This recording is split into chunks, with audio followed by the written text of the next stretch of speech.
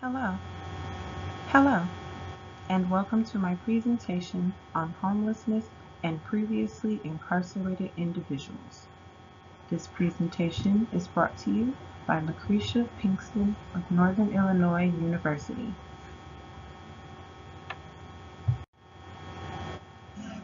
Although homelessness is a widely known issue, I argue that previously incarcerated individuals deal with homelessness in a much harsher level due to the following factors: broken families, depression after prison and the effects on our youth,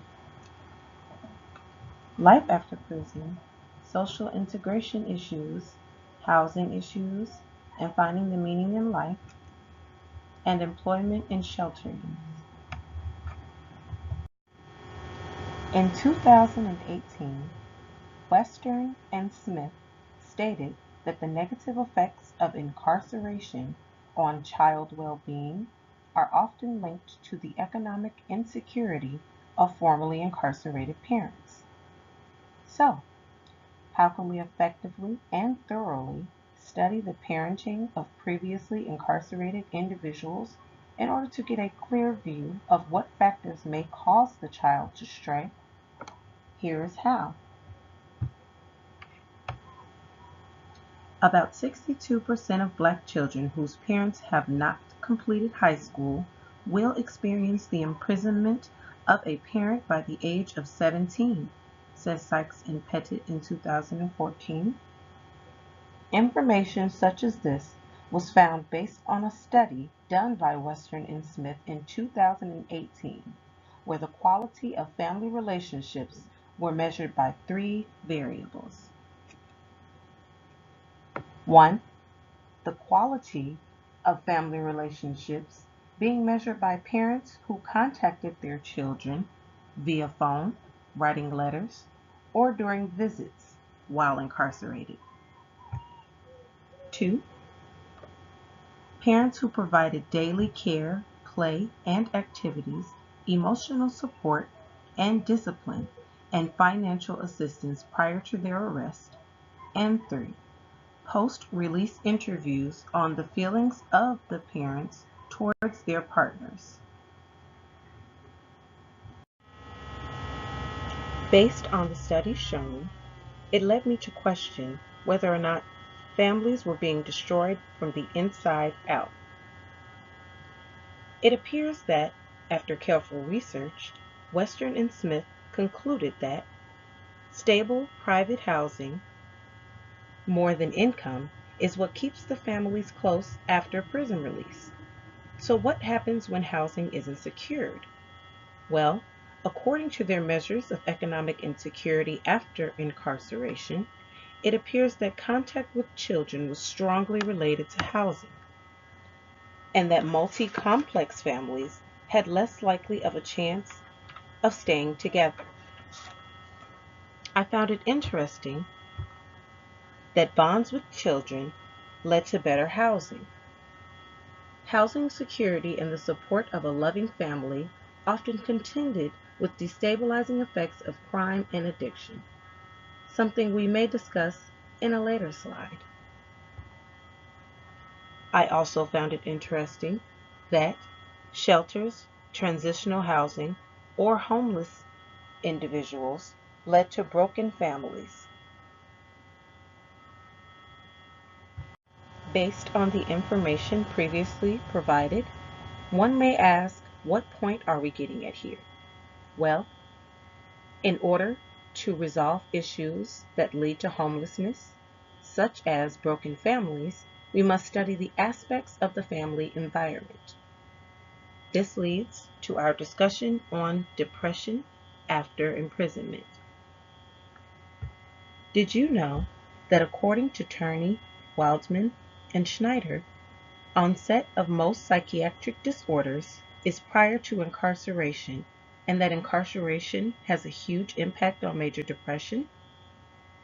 Major depression is among the most common and severe psychiatric disorders in the United States, according to Kessler in 2003. But what is causing the depression? A secondary stressor of imprisonment is a direct reflection of the cutoff from social ties.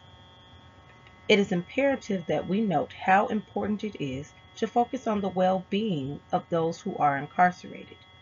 Just because they are prisoners, that does not mean they are completely robbed of their personal care and rights. When it all boils down to it, imprisonment in relation to causation isn't what is causing depression. It is the planted stigmatism that they are a danger to society. Turney, Wildman, and Schneider also note that it is very important to think of male and female inmates not only as prisoners, but as parents, husbands, and wives. Sadly, the aspect of paying your debts to society has been overlooked by the depth and severity of the crimes. This forces communities to alienate the formerly incarcerated, pushing them into further depression and ultimately into homelessness. Now, let's analyze the effects of parental imprisonment and the child. Kantian, Chung, and Meyer decided to study the relationship between large increases in the imprisonment of fathers and increases in the amount of mothers who have children with multiple partners. To conduct the study, they used uniquely matched longitudinal data from the state of Wisconsin administrative systems such as child support, enforcement systems, prisons, public assistance programs, and unemployment insurance. This data will show accurate records of the occurrence and timing of imprisonment, fertility, and multiple partner fertility, or MPF, among unwed couples. The purpose of this study, in relation to homelessness, connects to the likelihood of a mother with multiple children becoming homeless and a mother with one child becoming homeless. According to Kantian, Chung, and Meyer, MPF has become an increasingly important subject of research concerning family well-being. They hypothesize that large increases in the imprisonment of fathers greatly increases the amount of mothers who have children with multiple partners. Researchers have coined this term to be multiple partner fertility, or MPF, as previously stated. MPF may not only be a reflection of unstable couple relations, but also a potential mechanism through which family relationships are weakened and family resources are diminished. Now, let's discuss life after prison. Life after prison is considerably the scariest and most stressful point in the lives of those previously incarcerated. Transitioning from prison to home life presents the challenges of social integration. This includes reconnecting with families, finding housing, and searching for subsistence. Researchers used data from the Boston Reentry Study, which was a uniquely assembled panel survey of 122 newly released prisoners. In reference to the socioeconomic disadvantages that come with preparing to transition into community life, here are some things to consider. 4 to 11% of released prisoners stayed in homeless shelters at some point in the 2 years after their release. Strauss, 1974, and Glaser, 1964, suggested that long periods of incarceration, which alienates inmates from society, could lead to poorly equipped independent living for the newly released prisoners. Certain forms of court supervision, like probation and parole, are said to reduce recidivism. Studies prove this to be correct, according to Pettit and Lyons' 2007 studies. Their studies show that parolees have higher employment rates after incarceration. Other socioeconomic factors include education, race, and gender, low-paying jobs, low schooling, and secondary labor markets. Jobs offer very little security or wage growth, as Western said in 2006. In this next slide, I will discuss homeless shelter use and how it relates to reincarceration. While both are substantial issues among a percentage of released prisoners, Mathieu and Culhane also examine the variables in relation to shelter use.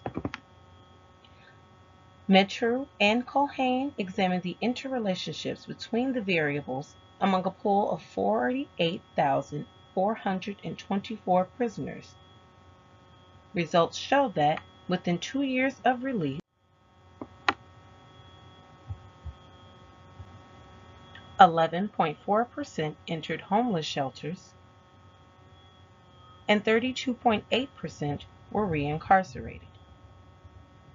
Researchers used several survival analysis methods and found that timing of prison release and histories of residential instability were evident risk factors in relation to shelter use. Seeing that we've gathered this information, we can start to ask questions about finding a solution. Well, that solution is advanced housing. We can conclude that from the findings of Mathieu and Culhane that enhanced housing, as well as other related services, have the potential to generally and greatly reduce the overall risk for homelessness in this group. I would also like to point out that the many aspects of homelessness and homeless life has been vividly criminalized. For instance, when homeless people resort to illegal activities as means of survival, many of the misdemeanors, including disturbing the peace and trespassing, over frequent time can lead to felony charges, such as burglary, and will likely lead to prison sentencing. Western and Beckett show how incarceration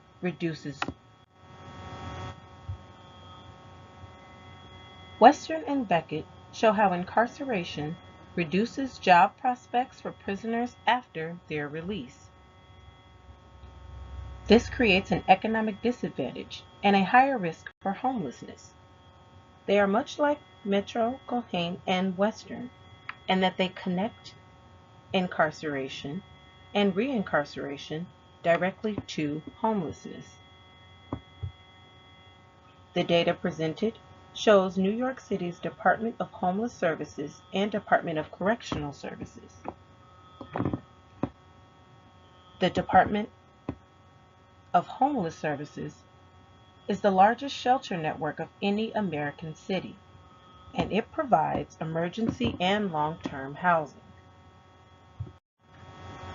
In conclusion, we can come to the realization that homelessness and reincarceration are directly related and poses a huge issue to the homeless community. We have learned that in order to fully understand homelessness, one must tackle it at every angle and aspect. The topic of previously incarcerated individuals offered us a chance to study whether the incarceration plays a huge part in resulting to homelessness. This topic helped researchers explore depression after prison, the effects of incarcerated parents on their children, the ties between homelessness and reincarceration, and so much more.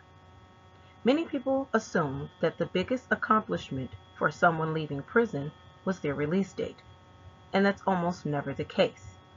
People have tended to overlook the stress and anxiety caused when dealing with the social integration issues formerly presented in my presentation, not to mention the low levels of employment and preconceived notions or judgments made about previously incarcerated individuals.